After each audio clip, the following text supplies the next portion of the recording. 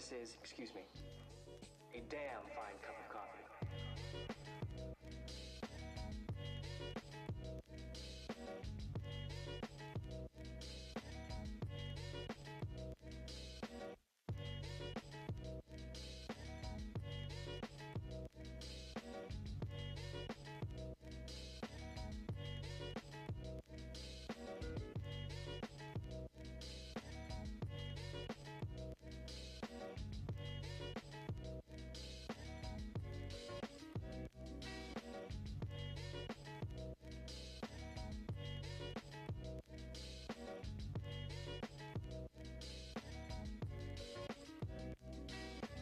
I'm gonna let you in on a little secret.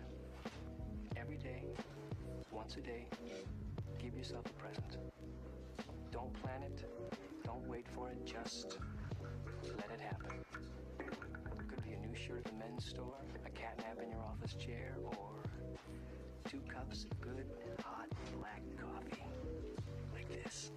A present. Like Christmas.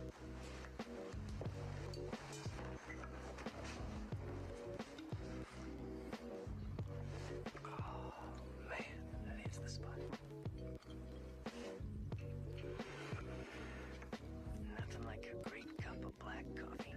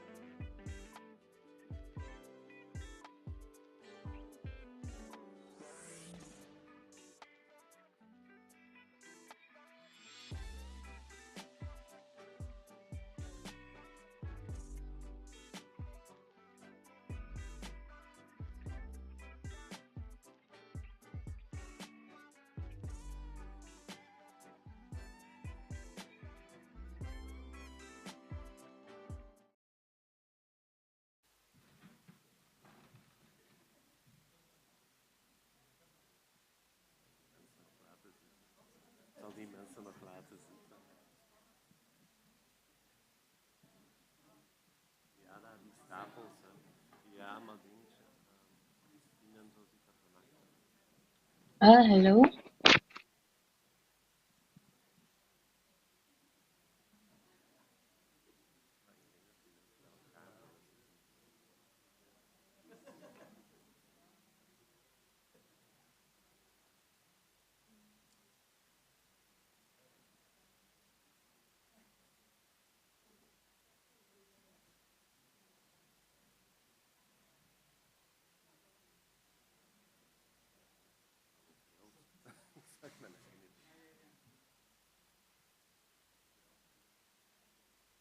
Hello.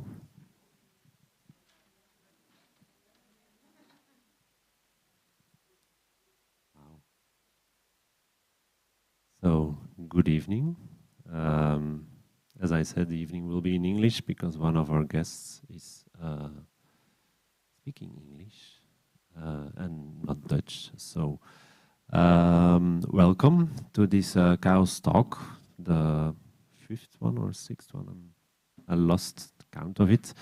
My name is Mike. I'm the coordinator of KAOS. Who doesn't know KAOS?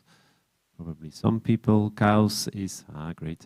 So KAOS, we are a Brussels-based arts organization, and we create projects with artists with or without mental vulnerability or psychiatric vulnerability.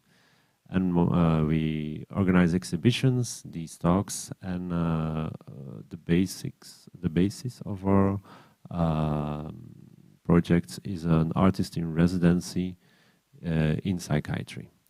So we invite artists to work and stay with us for a while and make connections with the environment and the people in the hospital or linked to the hospital somehow. And with every artist we organize here in the museum, Dr. Guislain, a KAOS Talk. And there the artist is the curator of the night. So he or she can invite up to 3 people to have a conversation, a debate, or a lecture. Tonight we have the pleasure to host Elien. Elien Ronse is one of our residents for the moment, and she invited 2 other people. One of them is unfortunately sick and will be attending from home. You will see her soon on the screen. No, that's not her. That's her. But I give the word to Elien so she can introduce herself and her guests. Yes. Maybe good to say afterwards, there is a Q&A for everybody here and the people at home through the chat. So if you have questions, keep them inside and then you can throw them in the public. Okay. Yeah. Hello. I will shortly introduce, and then later on we go deeper into the topic, or I will share some videos. But I'm Elien Ronse. I would call myself an artist, a friend, I hope, from people. I am also a partner, a daughter, an aunt. And I would also call myself sometimes a sort of social worker because I studied that a long time ago. And I'm born in Belgium and I live in Brussels. And as a visual artist, I'm often working in neighborhoods or organizations for some months, and my focus is often on social relations. Also thinking around how do we live together in a society where the focus is on capitalist structures, and how do we then care for each other within or outside of within these structures, or how can we do this? And I mainly use video at the moment. And I think now Mirra can say shortly who she is. Yes, if you hear me well. Good evening. My name is Mirra Markhaëva. Thank you so much for inviting me, and most of all, thank you for making an effort of speaking English. If this linguistic context is not comfortable for you, I appreciate it a lot. I am an artist and an activist from Southeast Siberia. I live in Brussels for 13 years, like 13 years, yes. And I mostly work with in a collective constellations and mostly with marginalized people, such as immigrants, queer people, uh, racialized people. I'm mostly a visual artist. I do a lot of illustrations, murals, graphic design.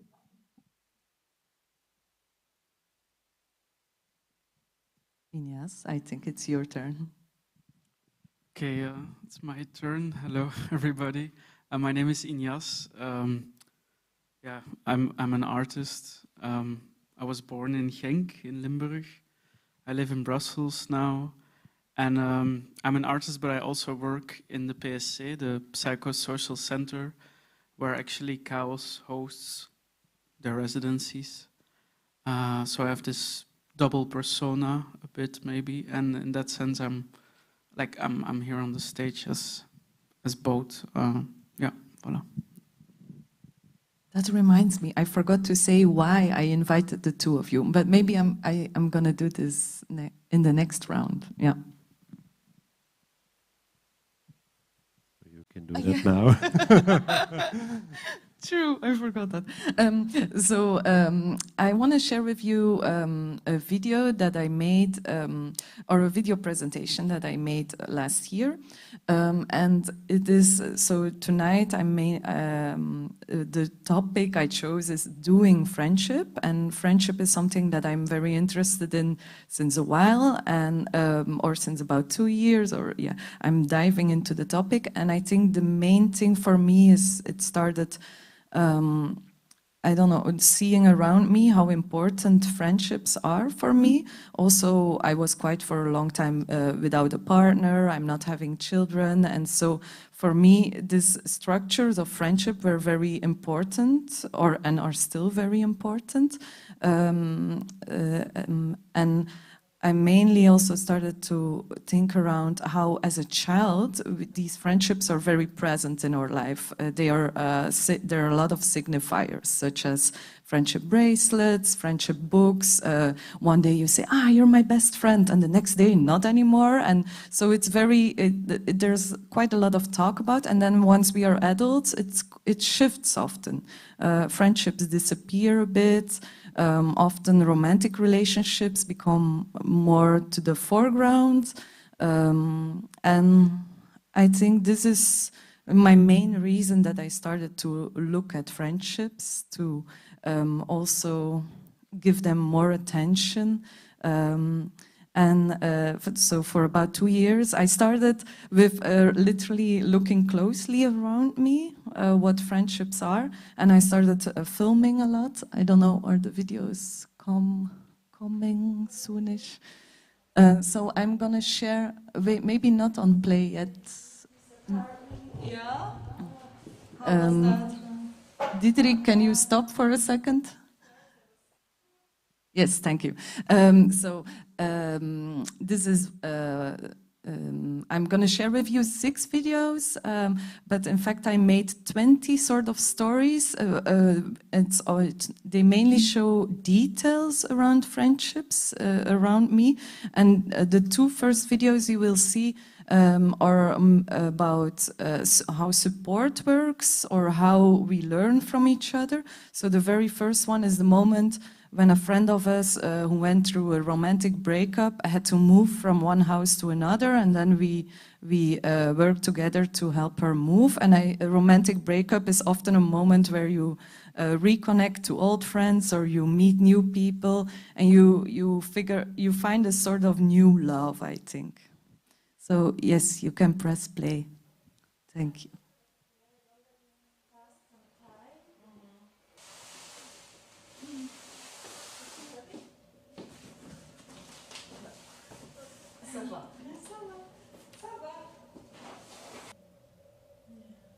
Often it does feel good, no? That moment of change. Yeah, I feel very good. Gives you energy. Yeah.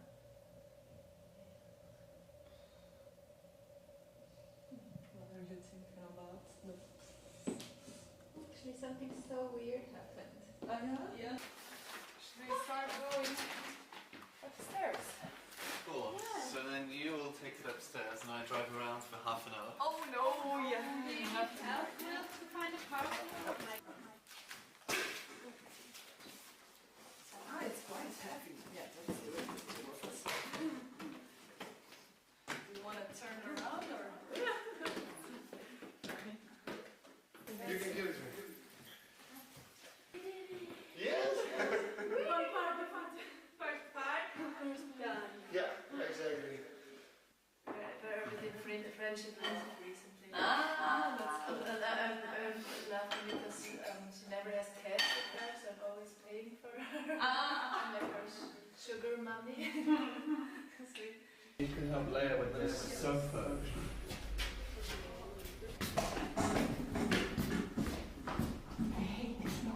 I know. Put together.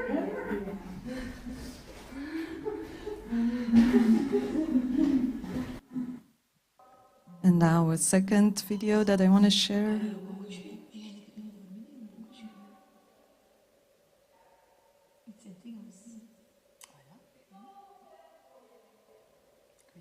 Social, iets met social.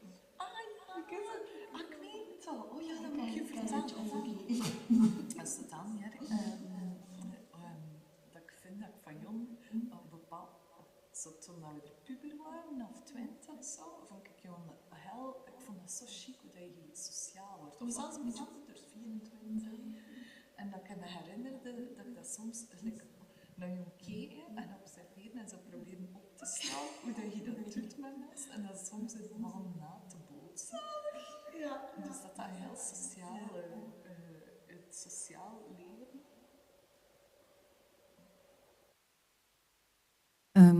Can you stop again or take a pause again, Diederik? Yeah, thank you.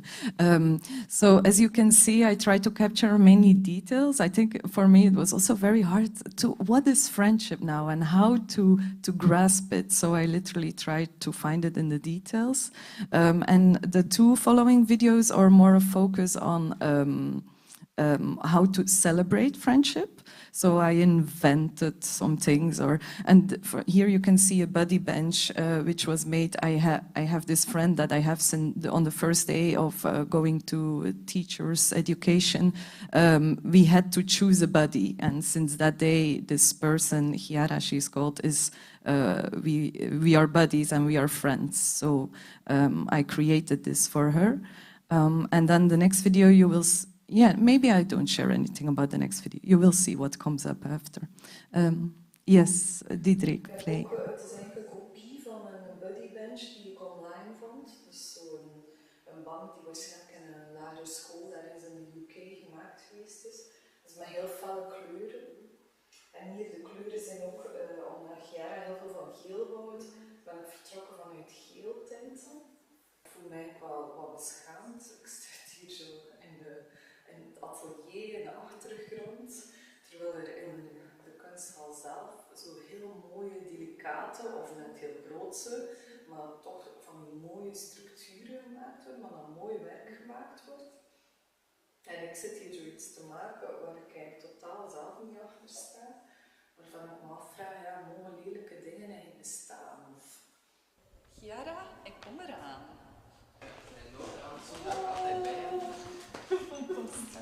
Veel goede energie.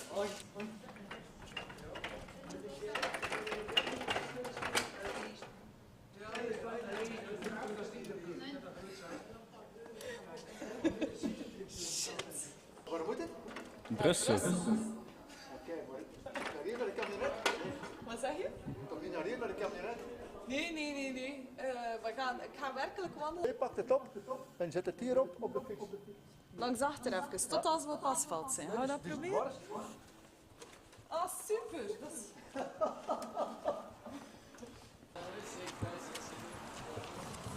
So on the way, I also passed some friends. Hey, how's it going? I'm walking. No, and I need to pee, but I think you're also sick. I'm in quarantine, yes, but I mean, you can use the toilet. Op school willen zijn. Ja. Ja. We hebben een tijdje maar een William-bankje bij ons. Ja, is dat blauwe dingetje? Ja. Project rond gedaan. Ja. En we hadden een vriendenbankje, zo'n kleintje, maar het is in een beste tijd gehad. Dat is... Oh, walvis. De eerste keer dat ik dat zie. 98 jaar, en eerste keer. Ja. Ik ben net Wetteren voorbij, waar dat Chiara is opgegroeid. Doe maar met 2 handjes verder. Kijk eens. Wow, dat is super lief. Nou, dat is naar omhoog. Ja, het gaat een beetje omhoog. Hè? Er is echt veel speciaals. Dit lijkt het moeilijkste watje ooit, maar eigenlijk valt het keigoed mee. Tournee, omgedraaid. Ja, ben ze naar een vriendin aan het brengen. Yes, arrivé. Yay! Wow! Op de vriendschap. Op de vriendschap. Santé, santé. De vriendschapsbank gaat nooit stuk. Zelf heb je een ongeluk. And coming video is with someone. Thank you for the break.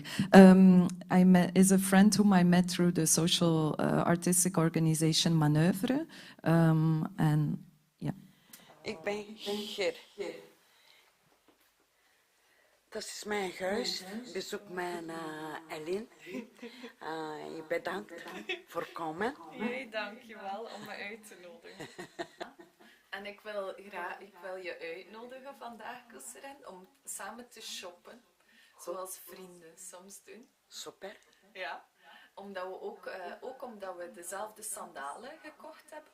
In de zomer.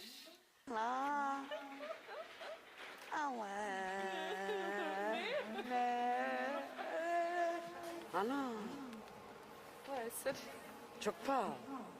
Is het te veel? Maar je die mooi. Geen probleem. Dat is niet zo erg. Ik kan een beetje buikspieren. In mijn buik. Ja, dat is normaal, hè? Nee, natuurlijk. Er staat een beetje meer. Zo'n BH die meer zo... Neem een andere stuk. Kijk, 8 euro brengen. Neem een 8 euro. Zo in die gevuld is van nu, kijk. Ja. Zo een, hè? Kijk, mijn andere. Mijn andere. Dank je. Mijn andere stukje nodig. Ik, Je poepie, denk ik, hè? Bye bye, poepie. Nee, poepie weg. Tot nooit meer. Ja. Jij de witte versie en ik de roze versie. Heide. Niet badkamertje. Heide. Badkamer. De badkamer. Nee, de badkamer. Bloes af. Bloes af? Ja. Ja, dat is goed. Dat is goed. Nee, maar ik voel het. Het is goed. Dat is goed. Dat is goed. Ja.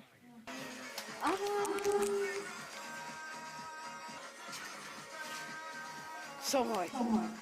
Vind je die mooi? Ja. Ja, kom, we gaan dat doen. We gaan dat doen. We gaan dat doen. Ja. Yeah, these were 2 celebrations of friendships.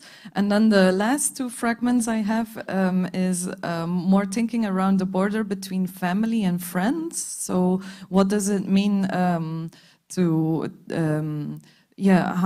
why is it sometimes also so split? You have your family and your friends are not coming into your family, or what if you're not so close to your family and you have your chosen family or your friends close by and it's sort of chosen family? So it's, but it looks like it returned to the very beginning. But it's a fragment of a moment, yes, where a friend couldn't go home for Christmas. And yes. Jambon, bacon. Ham, yeah. Of course. Last ham. Zal ik kerstfeest? Ja. Zal ik kerstfeest allemaal, hè? Op jullie gezicht, op 2220, 2022.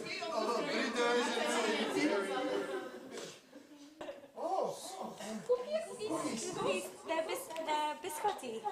Biscuit, thank you. And I make them every year. They're my father's favorites. And I photographed it today and I sent it. But in the picture he was like, but you have instead. And where are you from? Oh, close to London. Where? Close to London. Close to London.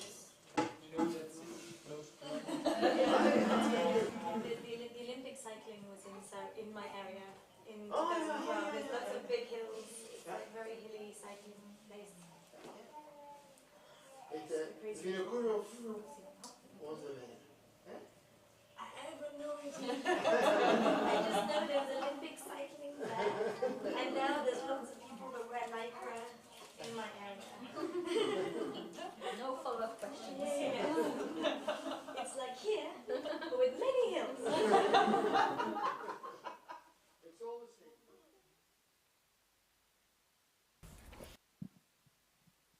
Yeah, in this very last video, it's the question comes up, what would it mean if you have a baby together with a friend? What if you're not raising children within a family or with romantic partners, but what could happen if you do it with a friend? And it came up, and then I asked my friend again in a WhatsApp conversation, which will come later. So yes, you can press play. Ja, zo samen moesten we er meenemen en toen zo samen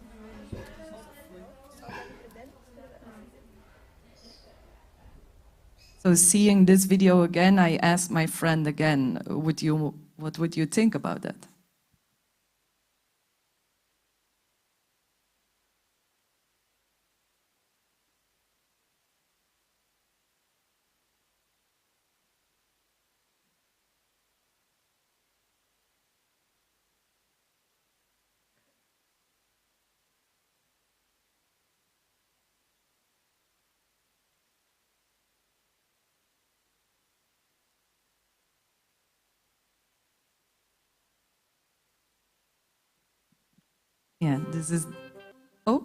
Yeah, this was the last slide.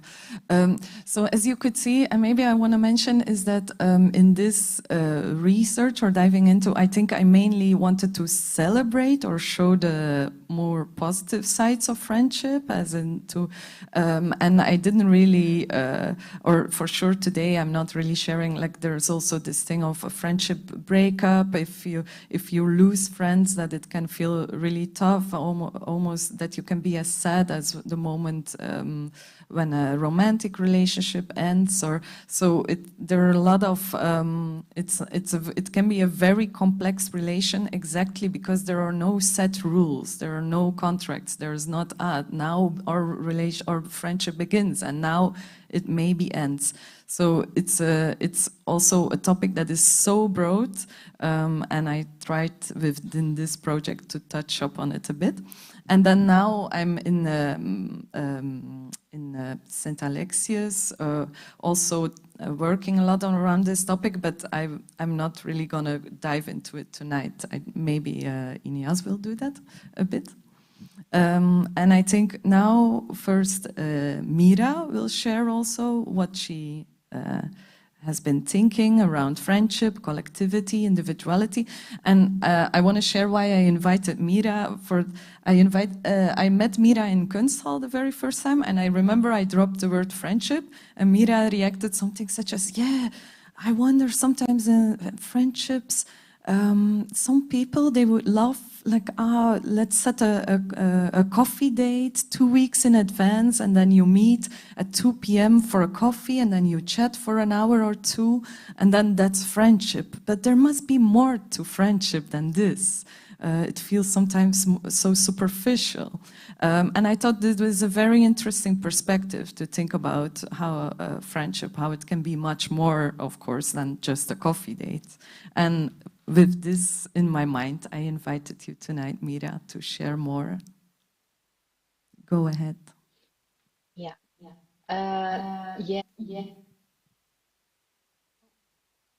We met, and when I told you this, It was actually the moment when I started struggling with the questions around friendship and relationship and the community building. And at this point, I was in a relationship, in an exclusive relationship, living with my partner in an apartment. And I figured that all my friendships suddenly started to crumble, as you said before, and I needed to schedule all my meetings with all my friends, and that felt very artificial and absurd and weird for me, because I come from a place where community is a very important thing, where the families are very big, and it's not only the closest family, it's much bigger and wider. And I started to reminisce about this and search for this key moment where it has changed.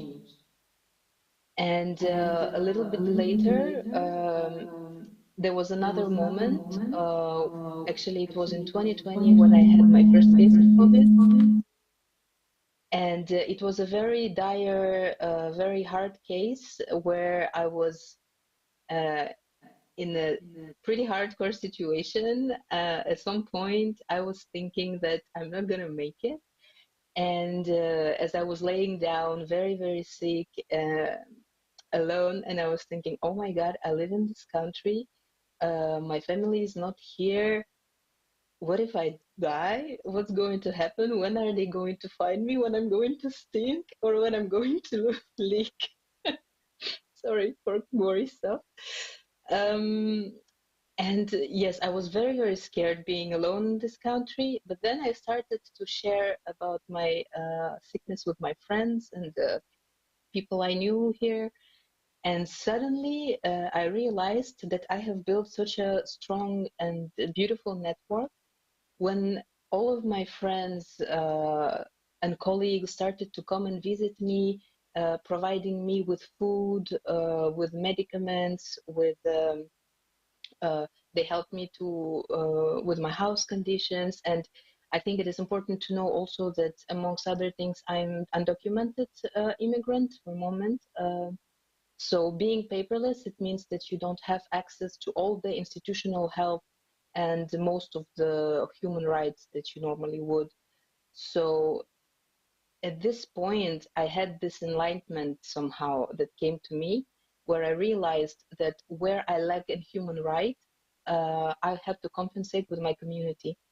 And where the institutions are failing or disregarding me and not taking me into account, it is my community that will provide me with housing, with all the basic rights.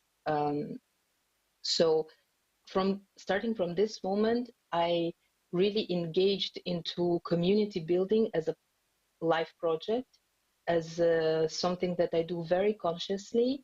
And since then, so 2 years have been passed, and I can tell that there is a big difference in the way I live my life now.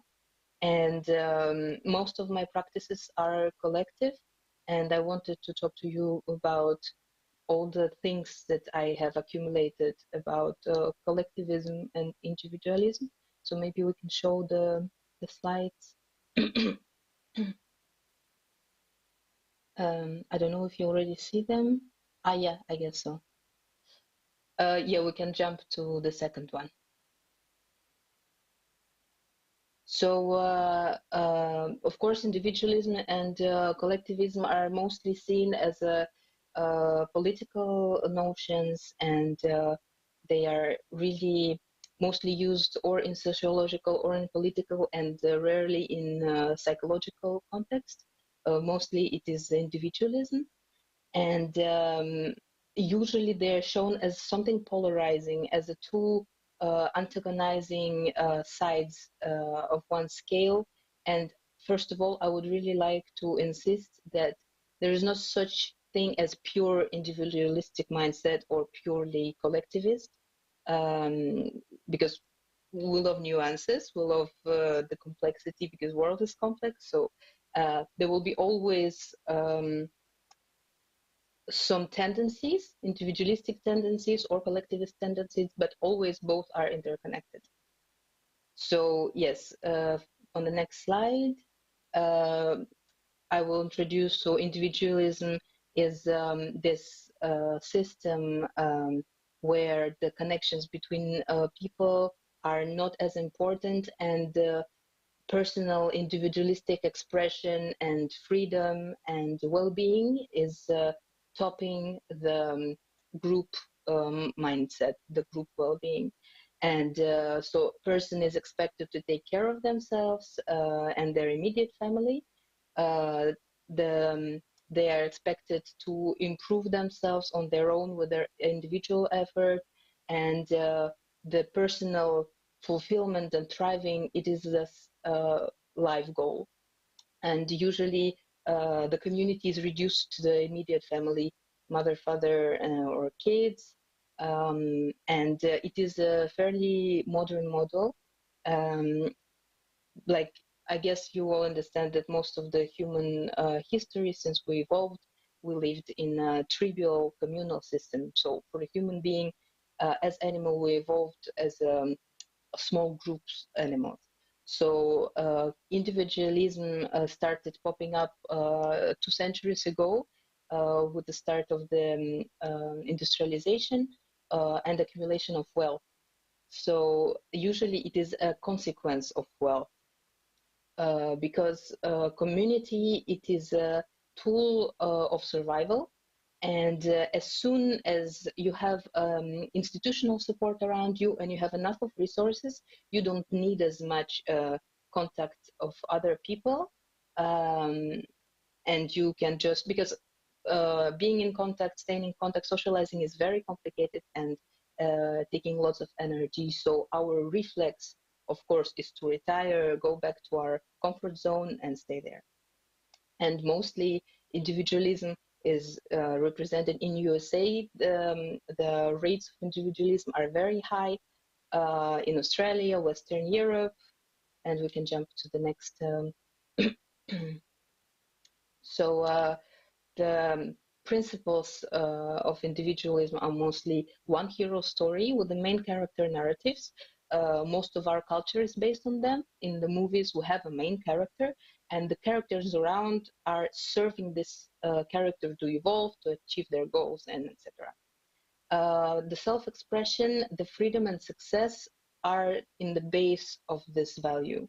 This is something that we mostly as a society put in our kids since they're small, is that you have to succeed, you have to achieve certain things, and this is how your value as a human being is perceived. So me identity, seeking of the uniqueness, we really like the idea of the chosen one narrative. We believe that growth is possible through sheer individual effort, which means this is the culture of if you want, you can. If you put your mindset on it, you can achieve this. If there's enough of willpower and effort, then you can attain what you want. Also, individualist mindset is mainly set the focus on the task. So if you don't need to put your focus on other people, you can just do what needs to be done and work on the conditions and go directly to the goal. Individualism gives all the credit to the individual. So taking example, the artwork, individual artwork, and we have the cult of the individual artist, usually puts their name down on the piece that they made, and all the credit goes to this person, but in the same time it means that all the pressure goes to the same person. It is more simple to manage in short term. As I already said, you can just concentrate on the task, and you don't need to take into account other people's habits and characters. So task first, as I said, and interpersonal communication is mostly informational exchange. So when you do your work and you live in your isolated individualistic set, you really mostly use communication as a talk. So communication usually is perceived as an information exchange and a common action. So individualistic society prioritizes the information. We can go to the next slide. So you all probably know very popular Maslow's hierarchy of needs, the triangle. And this is something that is reflective of the individualistic ideology, is you all know. So the first in the base of the pyramid is physiological needs. So the individual needs to be alive, needs food, sleep, and all that. Then safety goes. So we all need shelters. We need our health in a good condition. Then we have love and belonging. So it means family, romantic relationship, friendships. After this goes esteem, which is the respect of the society towards person, maybe titles, the perception of this person through the society. And on the top, as the peak of the human condition, is the self-actualization, where goes the creativity, where goes the profession, talent, and as the top of all of this, like a dream moment, you can perceive geniuses, the idea of geniuses in some field. Yeah, we can go further. From this, I want to go to collectivism. So the collectivist society usually sees a person as a part of a whole group, of a community. Often it is a shared kinship, which means like family ties, same values, same goals, or same affiliations, for example, religious. And person is expected to fit in the some kind of blueprint and invest the efforts and the resources in the well-being of the group, and this has to be a priority. So as I also already said, Homo sapiens has evolved as a hypersocial animal. Being the part of the group meant survival. It was equal. Human as an animal cannot survive alone. And as we all know, if something is good for the survival, most of the time evolution will recompensate it with the hormonal, how you call it, hormonal, with hormones like serotonins, endorphins, dopamine, all of this. And on the top of this, the way we evolved, for example, our language, very complex, our mimics, it's all made toward communication. So oftentimes nowadays in the countries where the quality of life is quite questionable, the collectivism still lives and very important. So where India, China, Russia, and for the little exception, Japan. In Japan also the community values are very high. And coming from Siberia, I can tell that even today, collectivism is a real tool of survival. First of all, the families have to be wide, and even today, my mom, she's relying on her neighbors and on her family of providing her with the very basic stuff. But interestingly, the communication here is mostly emphasized on the action. I had a really interesting realization coming to my mind not long time ago. As I became further from my family, the only exchange now that we can have is through the information. And then I realized, oh my God, you can actually speak with them, because most of the action that we have, no, most of the communication that we have is through action. We build a house together, we provide for each other, so we do things together, but we rarely talk. Expressing, interchanging emotions and feelings is very complicated, even nowadays. Next slide, please. So the values and principles to go shortly. The relationships go first and tasks go second. Again, the artistic practices, if you do the collective practice, you cannot put your mindset on the result. You cannot think, okay, this is the result I want, and just go for it. First of all, you have to make sure that your partner in art having the same mindset, that you go in the same direction, because otherwise the project will fail. So yes, the first the priority goes to the relationship. There is also the belief that the growth is possible through common solidarity. So not all the responsibility will be put on one person, and then you have to realize that people might need help, that people might be in different positions. So there is a common effort in the game. So it means that it gives less credit to the individual. For example, again, artistic work made by a collective. Oftentimes you cannot even put authorship. You cannot even say who is exactly a person who's responsible for this and responsible for this. So there will be less credit, but also there will be less responsibility. And that means less pressure and less stress. So it needs much more management and effective communication. The community in the collectivism usually can extend beyond the immediate family and be, for example, a village. So it can be geographical, or it can be, again, ideological as religious. And lots of the time, communication is not something that you do for fun. I mean, you can also do this for fun, but also communication is a tool, is a necessity that is needed to advance in a common action.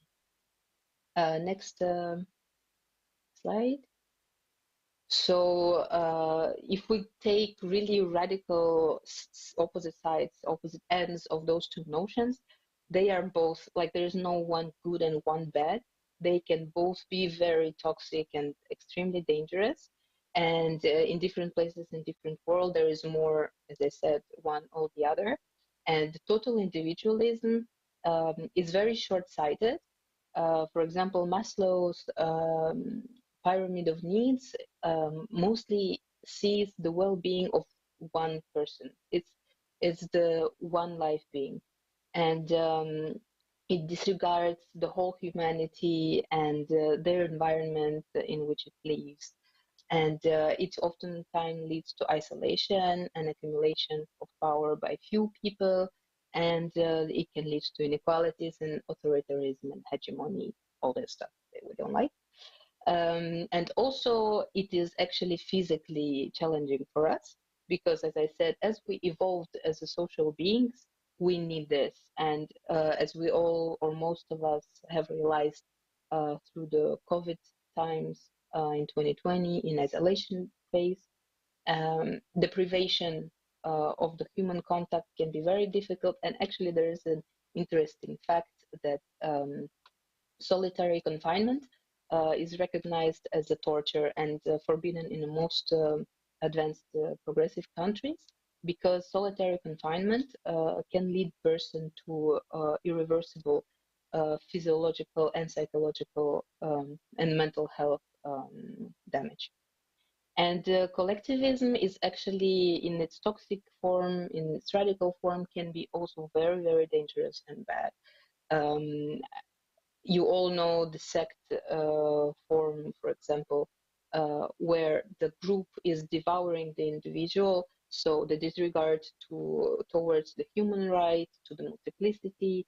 The group can become homogenic, and also the herd mentality is very dangerous in a way, where something is defined as norm by group, it is reinforcing it, and individual can act on it as if it was a norm and forget that it's actually harmful. And also lots of time, us versus them mentality emerges, and greater good, all those things that can come from the collectivism. Next slide, please. So in my researches, I have found an interesting fact that there are speculations that actually Maslow have stolen, Excuse me, Mirra. inspired. Yeah. Mirra, sorry to interrupt, but we should move on a bit, because otherwise we're not going to have time for the discussion. So maybe focus, and then maybe we give the word to Ignace soon, and then we can go through the conversation with everybody here. And I'm sure certain themes that were still on your slides can it's find actually their way through the last slide. So. Okay, thank you. Yeah. Sorry. Kun je deze micro werken? So yes, just to finish. Yeah, go ahead. You want to say? Okay. And so there was this interesting. Okay, let me recollect my thoughts. So yes, Maslow got inspired for this pyramid from the Sika tribe in United States. Those are First Nations, with whom he lived for some time, and apparently they have already thought about this pyramid of needs, which is actually not a pyramid, but a tipi, the traditional household. And so their idea is that in the base is the self-actualization, where the human being, so what was on the top of the Maslow's pyramid actually goes into the base here. We want an individual who is thriving, who is living their truth, who is seen, and also have realized their potential. Next, on the top of this, there is community actualization, where the individual then gives back to the community that helped the individual flourish. And the top of it, when you go to the peak realization, is the cultural perpetuity, when through the personal development and then building back into the society and in your community, you practice, reinforce the culture that is influencing the world around you and that lasts in time and that actually has to mean maintenance. And this kind of model, this kind of philosophy is expanding in time and multiple dimensions and multiple realities and things as at the world as a whole. I have some thoughts about this one, but yeah, I will finish here and thus to Ignace. Thank you so much. Hello. Yeah, thank you so much, Mirra, for sharing this. Yeah, now it's up to Ignace. And Ignace, I invited Ignace. So I started as an artist in residency 1st of October, and then we met for the first time because Ignace is working in St. Alexius. And I think, I don't know, we slowly started talking sometimes.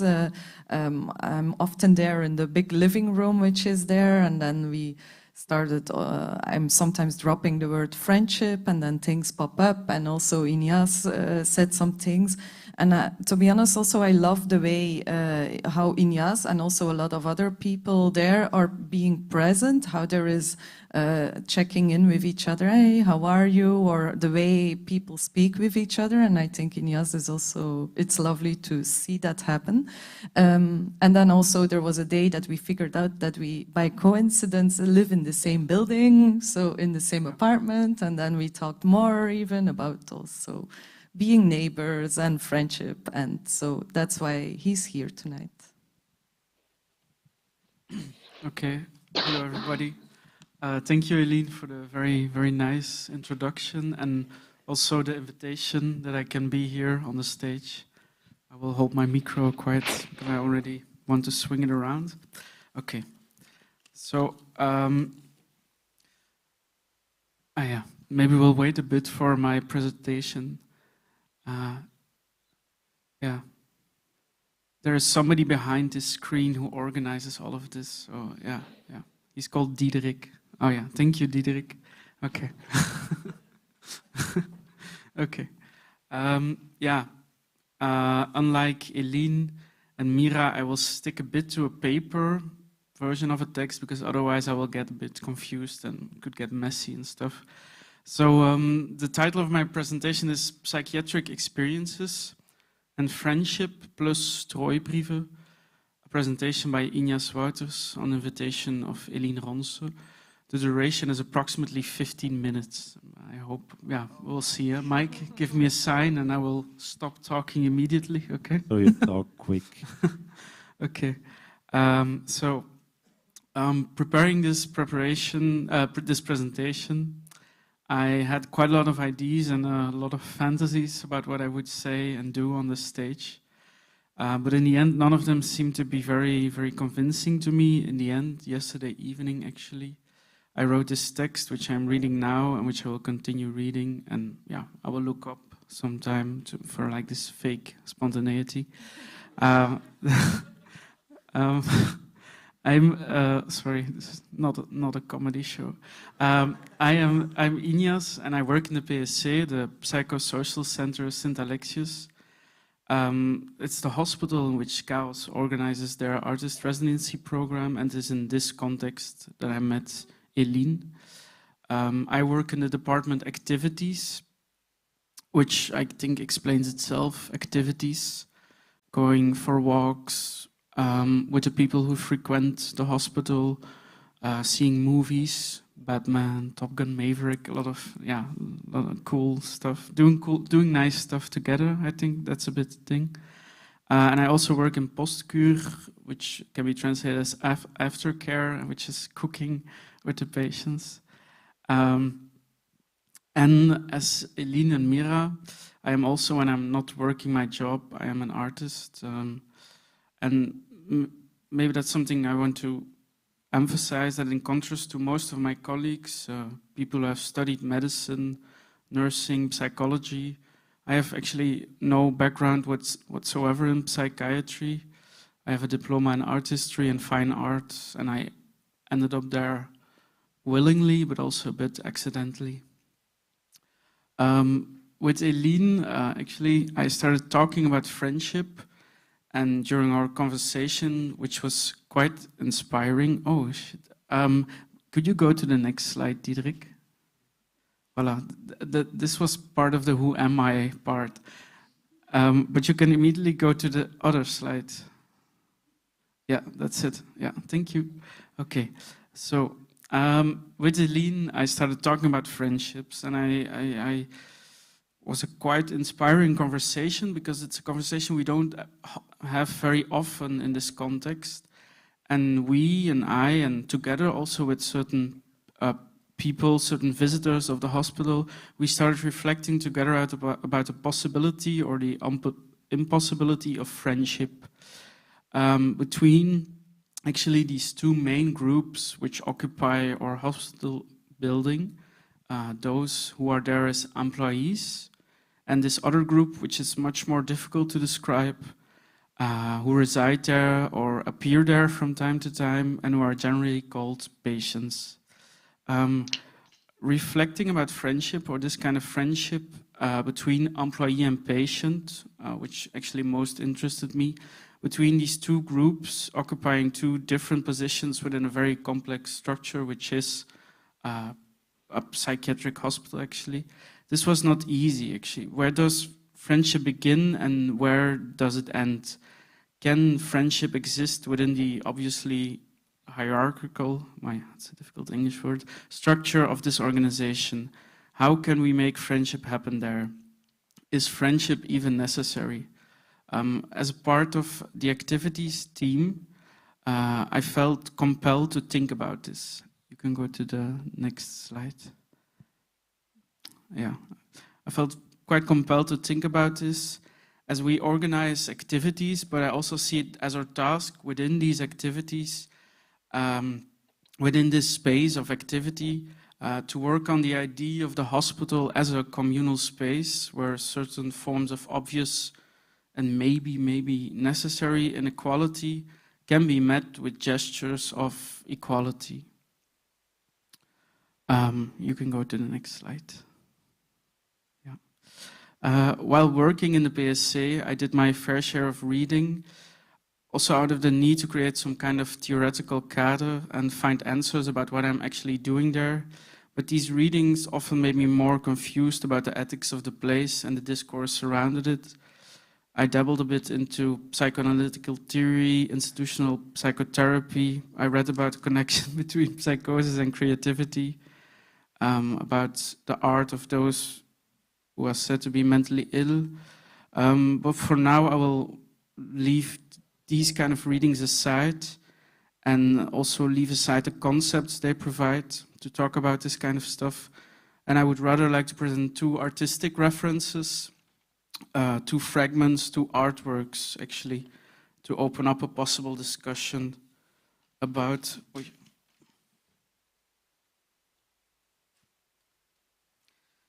sorry, to open up a possible discussion about a certain attitude of friendliness which I try to implement in my job. So tonight I would first and foremost like to talk as an artist to you and to everybody watching via YouTube also about my work in psychiatry, a place where I'm not necessarily an artist. Okay, so let me begin. Are we still okay? Okay, good. So there is actually a Gothic story by the American writer Edgar Allan Poe, written in the middle of the 19th century, which I read when I was young and which stirred my imagination very much back then, and which came back quite forcefully when I started working in the hospital. The title of the story is The System of Dr. Tarr and Dr. Vedder, and it is about an unnamed man who visits a desolate madhouse in the south of France. Poe describes it very vividly, like this strange house up on a hill, quite scary. And this lonely traveler is met with one Monsieur Maillard, who is the presumed director of the place, the director of the hospital. And this Monsieur Maillard is known for the way he runs the hospital via what he calls what is called a system of suiting, where patients are not punished nor confined, but can roam around freely and are only observed and in fact assisted in their madness. As soon as the lonely visitor arrives, he is cordially greeted by this Monsieur Maillard, who informs him actually that this famous system is not in place anymore, but is replaced by another system, and this system is called the system of Dr. Tarr and Dr. Vedder.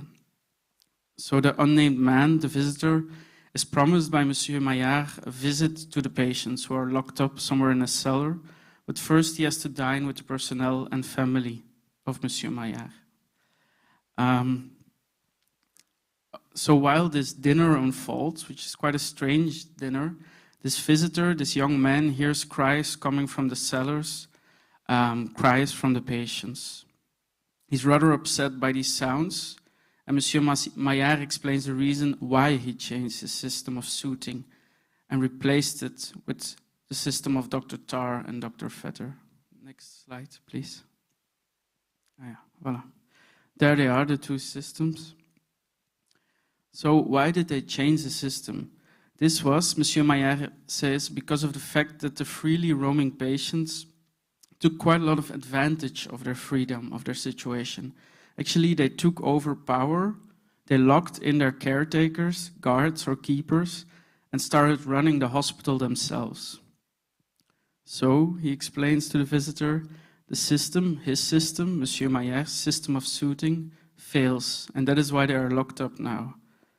At that moment, while Monsieur Maillard is explaining this and finishing his story about the replacement of the system, the cries of the patients become much stronger, actually, and it becomes apparent they've broken out of their cells and they storm into the dining room, where there's this big dinner taking place with all the personnel of the hospital. And upon the patients entering, Monsieur Maillard, his family, and the employees of the madhouse, all those people present at the dinner, in fact, start showing typically mad behavior, like crying, making strange movements, impersonating animals, etc. In the confusion, it becomes quite clear that Monsieur Maillard, nor his family and employees, are who they pretend to be. It was him, Monsieur Maillard, who was, and here I quote Edgar Allan Poe, the lunatic who had excited his fellows to rebellion. I really like this story. So, first of all, in the story of Poe, there is quite a lot of confusion about who is mad and who is not mad, who is a patient and who is an employee of the hospital. And I kind of recognize this in the sense that in the beginning of my job, I often experienced and rather enjoyed this kind of thing too. Nobody knew exactly who I was, and both employees and patients took me for a patient. And upon first meeting them, I also took some of my colleagues for patients. And there's another thing which I really like about the Poe story. There's this idea of the world upside down. So in the story of Edgar Allan Poe, you can go to the next slide, actually, Diederik. So this was a slide about my other comment, this confusion which can happen when you don't really define your role within the context of the hospital, and how you can easily actually swap places. You can become a strange patient nurse or a patient visitor doctor. There are a lot of combinations possible if you try. On to the next slide. Yeah. So the other thing I really like is this idea of the world upside down. So in Poe's story, the time of rebellion or revolution is very much present. It is a time where the world is turned upside down. So for some time, the doctors and the keepers become the patients, and the patients become the doctors and the keepers. As the lunatics behave according to the system of the hospital they have taken over, they are deemed by the young visitor as sane. And ever since I started working in psychiatry, I have fantasies about moments of reversal like this. The time of carnival is a time where certain forms of hierarchy are temporarily suspended, where the peasant becomes king, the doctor has to take his own medicine, the psychoanalyst is described as thoroughly decentered. And there's another thing I would like to show, which is not related to the story of Poe, which is a little movie. Do we still have a bit of time for it? Yeah? Okay. So there's a little movie for you. Here we go.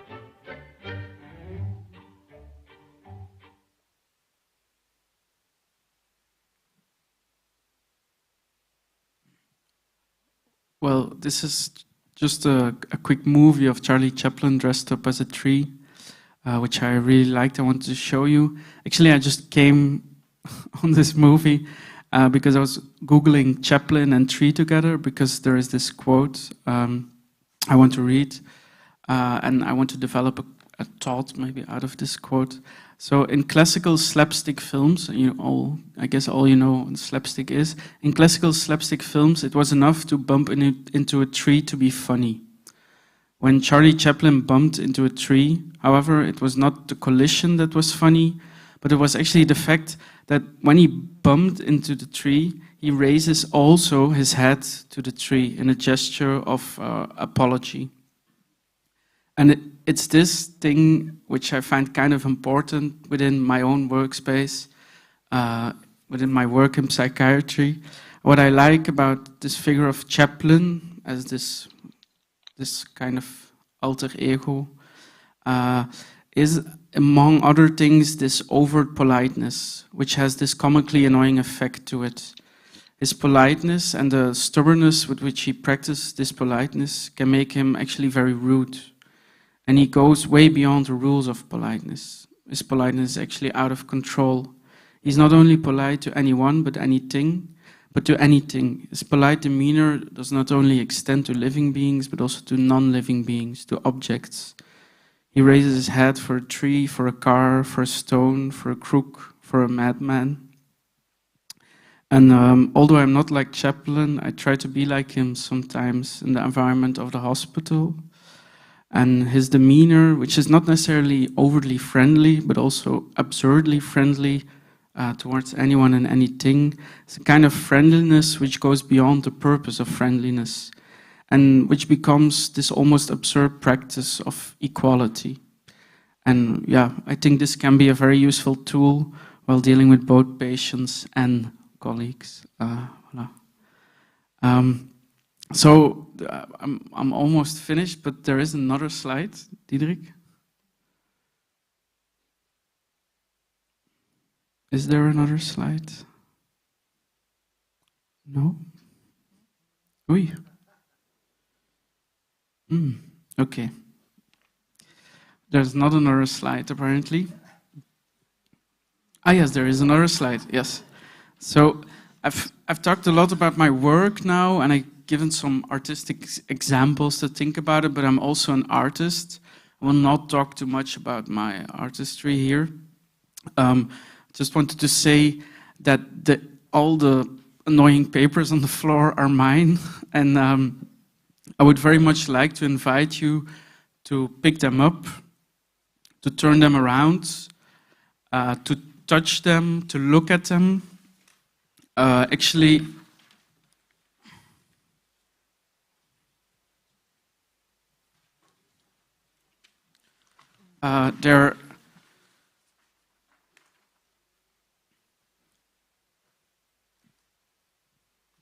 they're not precious at all. So if you don't like them, Elien, can you be my assistant? Yeah, you can rip them up. You can do it. You can do it. You can do it. It's okay. Voila. You can rip them up. Or you can make them like into a ball and then throw them on the floor.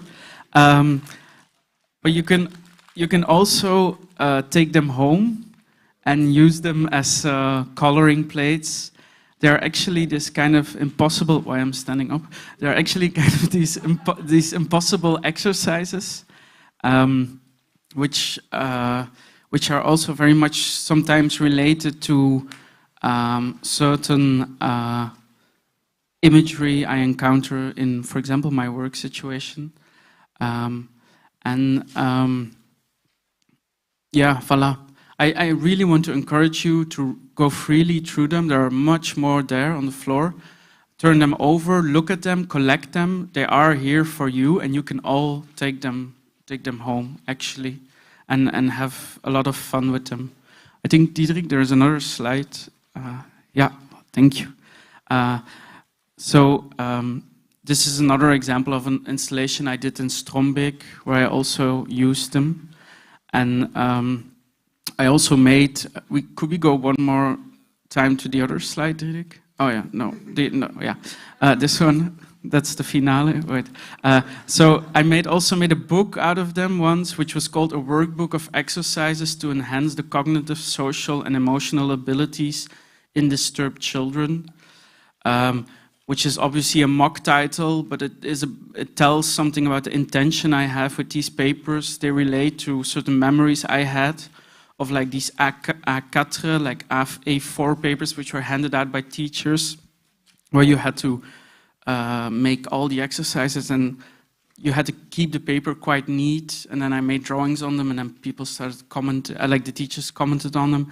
And I think the ideas of these kind of papers is that you can take them home and you can do whatever you want with them. You can throw them up, but you can also color them. You can finish them. You can make impossible exercises with them. Yeah, voilà. That's about it. Now you can go to the last slide, Diederik. To the left, there is like this picture I took in the hospital. We have this big industrial kitchen, and sometimes really funny things come out of there. And this was this big plastic box filled with little cubes, like I think like factory cut cubes of saucisse. Quite horrible, actually, but also funny. So voilà, that was it. Thank you for listening. Yeah.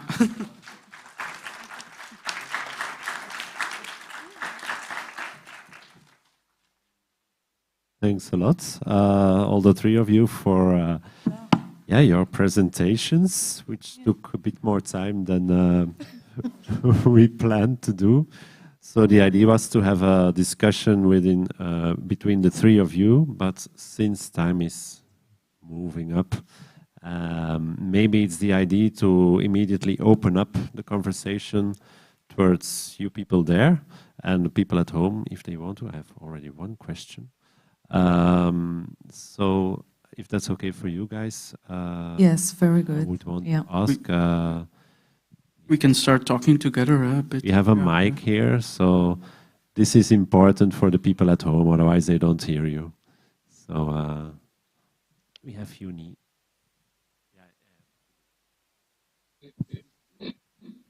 So are there questions or thoughts or remarks or something? Otherwise we just continue talking a bit, but maybe I can start with a question here in the chat also. So I have a question from somebody who knows Mirra, I think, Adil. He was very interested in the point of views between individuality and collectivity. And he says, from where I am, family is by far the main part of your time, and when they get older, the child or the one which take care of them, then come friends. But in Europe, it's like the other way around. His question is it possible to give time for both your friends and family or parents? It's hard. But to be honest, how many of us talked to or visited out parents in this month? And then he says, love from Ethiopia. So I think he points out like a sort of a cultural idea also behind the individuality and collectivity. And he was curious about, the question he posed, like, can you combine both, or is it either one or... And then I look at me. Thanks for the question. Sorry, I don't hear you. Now it was good again in the end. Yeah, go on. Yeah, it's good. Yeah. So I strongly believe, and I struggle with it myself, that in the context of today's liberal capitalism, it is very complicated to maintain strong, meaningful human connections. If you're working 5 days a week, for sure, finding time for quality time and action, common action is very complicated. So I guess it all depends on time, because I started taking action in, for example, telling that every week I create a little ritual, and with my family, for example, Sunday is the day of me and my nieces and nephews, with whom we speak for a few hours. And then I will try to I will do my best to make it into something regular and ritualistic. And I'm very sorry for people who work full-time. I don't know how you do this, but for sure, in order to develop a good social life, we need more time and more resources to practice. Okay. Any thoughts here on the stage, or shall we? Yeah, I'm thinking about this. Also, we need a lot of time, but maybe within the work time, there's also possibility to build social relationships, and maybe it's not, you have to be professional, or what I see in the hospital as well, the impossibility sometimes of these friendships, but at the same time also it's almost unavoidable to become friends sometimes. There are just close relationships that you feel with some people, so they are there. So I think it can happen also sometimes any moment of the day, wherever you are, but it feels as if they are definitely also often bordered by a work atmosphere or capitalist atmosphere because of maybe also the phone or whatever. It's as if it's sometimes definitely harder, I feel like, to to do friendship or to do friendly. But I'm thinking about this, yeah, what you say about work and time, and then maybe there is a gap there as well to also be friends at work, or be friendly at least. Yeah, there is this thing that you have this big idea of friendship, but you could rescale it to all the environments you manage. And I think within this rescaling, actually, forms of friendship can exist within structures which are quite difficult to reflect on, within structures which don't always permit certain kinds of friendship. I think a part of my presentation, which I didn't do, was this thinking about friendship within a psychiatric context and the way how certain gestures can function as friendly gestures or gestures of friendship within this context. I don't know if I'm making sense. Well, go ahead. Yeah. Okay, I think there was a question within the public or not. Moved on already.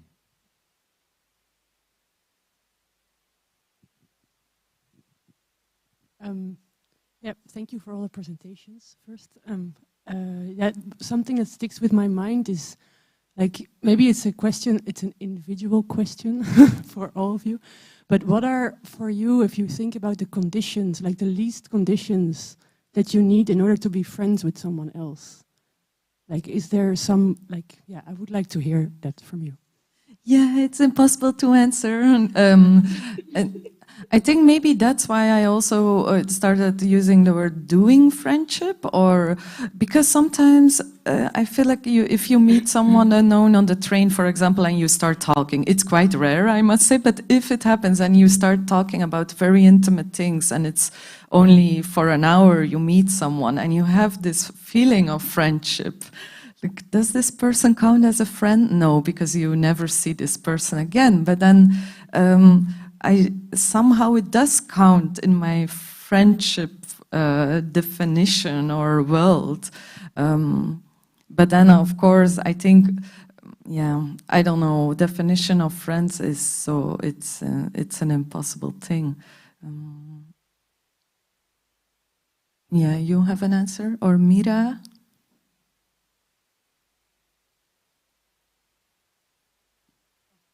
I can take my turn, or I can continue. Go ahead.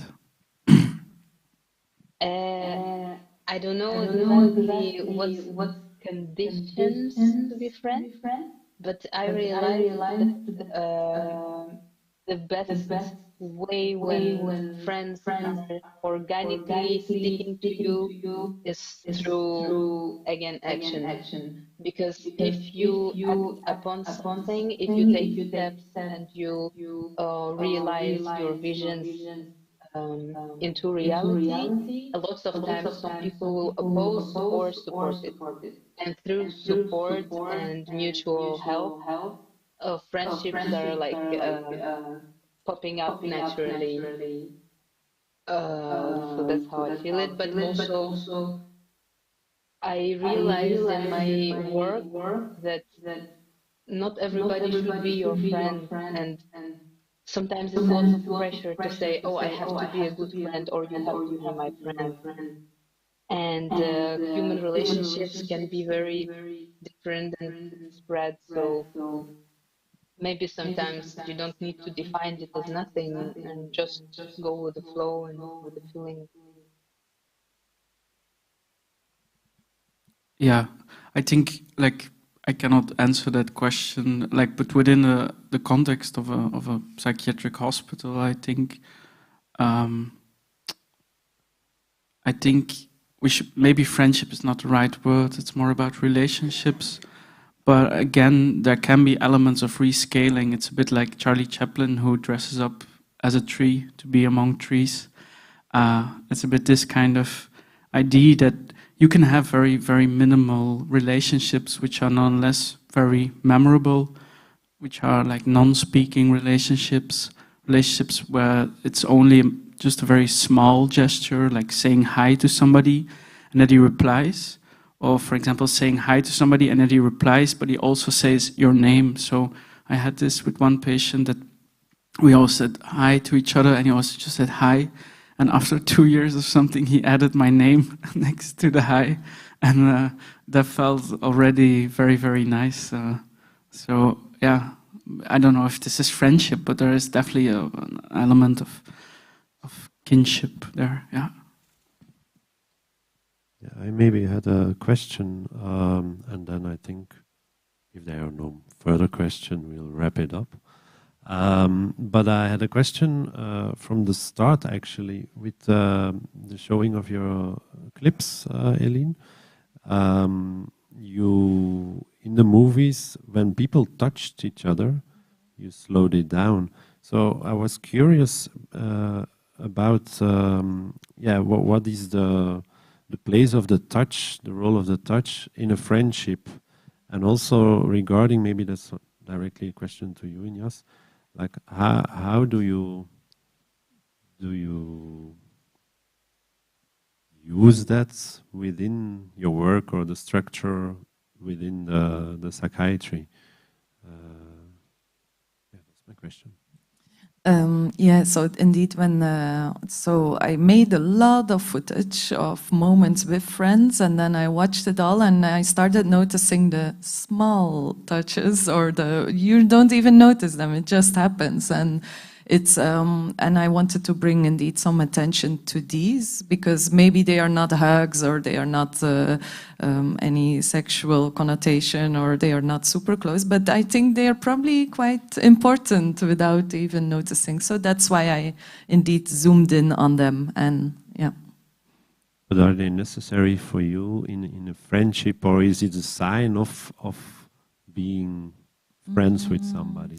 Maybe it's also, I didn't notice it, I wouldn't think about it that it's important, but then watching all the video footage, I saw it happening, and I thought, it's really a part of being with someone or close to someone that you do this.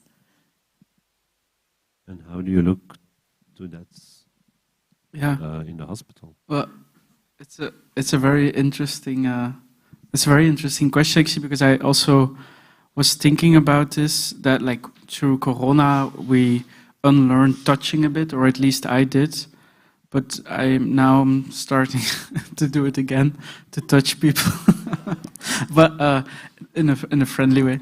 But for example, like last Friday at the PSC, we organized a free podium, and it was just this super communal moment, and it had such a nice atmosphere. And actually, on saying goodbye to both patients and employees, certain employees I have to cuddle against my will, but then there are a lot of patients who are quite like distanced. But actually, I touched some of them on their shoulder, and they touched me back, and it felt very nice. I think I think there are possibilities, and there is also some people who I just do like this or something. And then I suddenly noticed they start doing it back. And I think within a certain, without it being super exaggerative, like bear hugs or stuff, I think these small touches can actually have a very nice quality. Also, especially when you have people who not necessarily like to talk a lot or something like this, things like these can really help. Yeah, they can help. And I think they can definitely be possible within the context of a hospital. Within certain limits, maybe. I don't know.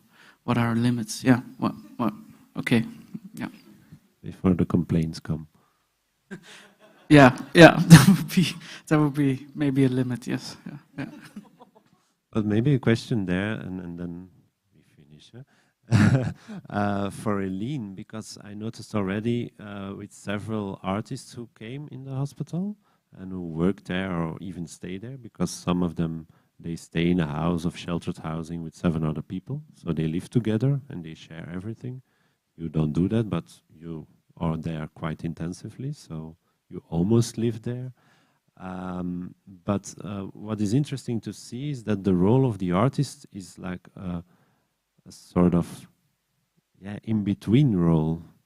because you're not there as a patient, so you don't have to really think a lot about the nurses and you need to eat and you need to get your pills and you have to do an activity. No, you can just be there, which is quite nice, I think.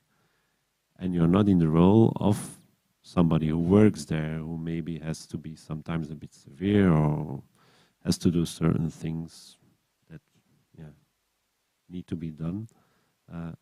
How do you see that? How is that for you, also towards the other people? Yeah, I think it's. I love it to be there, and I think it's the most privileged position ever because I come and go whenever I want, and I don't have any obligations, and I can just exercise my small talk or big talk, doings. So I feel very thankful, grateful, is that the word, to be able to be there. The only difficult question that I can be asked is, so what are you making? And then it's sometimes hard to exactly point that out because it's in the making. But it's, to be honest, there were really moments that I sometimes it's hard to leave for me. So there's a big living room there, and I'm just there and talking so much, and then it's hard to go home sometimes. So I notice it does something with me, and I'm very I don't know. I just like it a lot to be there. We're always very happy when you're there. It's very nice. Yeah. That's nice. Okay, I think there's a question in the back.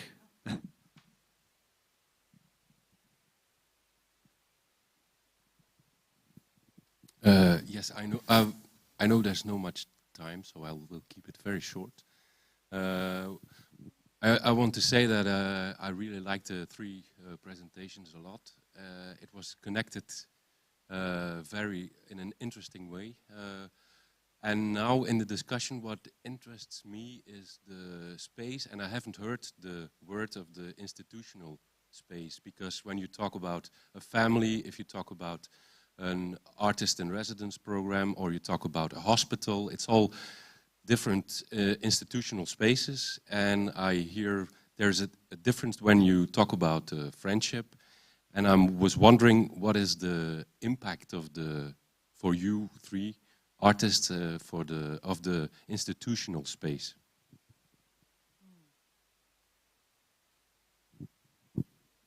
You mean on our practice or in?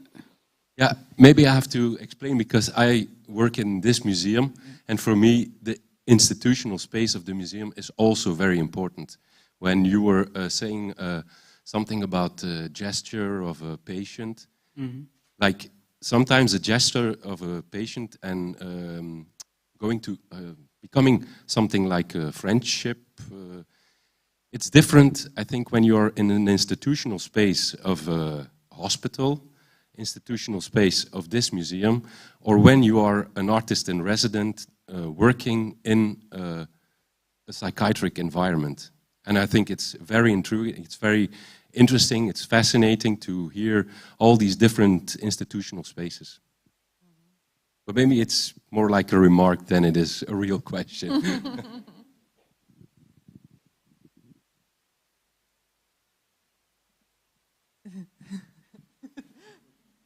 No, I'm thinking about institutional spaces, and maybe it's exactly because there are certain structures that it's, for me, for example, most interesting to also find sort of the little cracks or the details that are going on, the things that are often a bit unnoticed, but which show a lot of care. And it's true that, if it wouldn't happen within the institute, it would mean something differently. And I'm not sure if I can give a very more clear answer on this. Mirra, do you? Yes, I'm actually with my collective that is post-collective. We're a lot of this problematic, and we're even doing some writing about this, of how relationship in the context of the institution can change the approach. And the thing is that institutions are usually imply titles and hierarchies, and titles oftentimes imply names like patient, psychiatrist, doctor, volunteer, all these things. And as soon as there is some kind of naming, with name comes assumptions and ideas that already predefine a person for us. So if we know this what that I really, really liked in the presentation of Ignace, that actually if you don't know how to name the person, is it a patient or a doctor, then you don't know who are they. So I think it is constant work on yourself, where you have to take off, how Ursula Le Guin calls it, she unnames them. You take off the name and you open up yourself to a person, and you let the person define themselves to you instead of imposing on them your definitions. And we're doing now with my collective some kind of contract, and it's like a mockery official contract where we're stating that a communication with us, it implies a curiosity, openness, a care, that you have to constantly share the decision-making process, because if you give decision-making power to the patient or to the one who is visiting the institution, then you change the power dynamic. And it also goes to the distribution of the resources. I mean, it's a very complex stuff, but for sure, I think if you are a part of an institution, then you have this decision-making power of somehow horizontalizing and humanizing people beyond their names and titles. And it is it's a constant work, it's very complicated, and I don't think that there's like 1 minute solution for this. But actually, I think it's great that you asked also about the touch, because touch is also a way of breaking the barriers and formalities and getting closer, literally. Okay, so I think it's time to wrap up this evening. I'd like to just point out, before I let you go to the bar or home, point out that the next KAOS Talk will be on the 12th of January, same place, same time, 8 o'clock, with our resident who started this week, Mirra Markhaëva. And to end, I would like to thank Elien, Mirra, Ignace, Diederik, who's behind us, and who actually exists, and then Uni, Christine, and all the people from Museum Dr. Guislain to do this together. And what I forgot to point out is that this residency of Elien and also the next from Mirra are in collaboration with Workspace Brussels, which is another organization who organizes artist in residencies. So that's our partner in this one. So for the rest, I would like to thank you all to be here, for your attention, to listen to my crappy English. And yeah, I would say thanks a lot, and enjoy the evening. Thank you. Thank you.